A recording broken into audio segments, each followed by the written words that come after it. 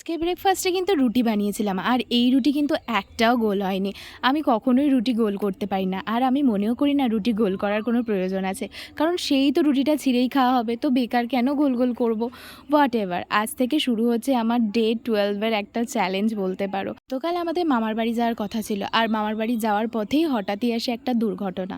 সেটা হলো আমার কাকা, মানে আমার নিজের বাবার ভাই, তিনি মারা গেছেন।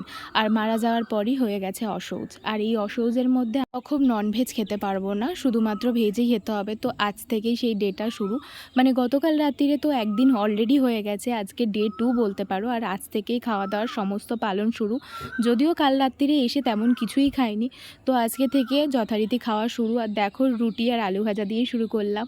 আর এই রুটিটা কিন্তু আমি নিজের হাতে বানিয়েছি, বেশ টেস্টি হয়েছিল। আর আলু ভাজাটাও বেশ ভালো।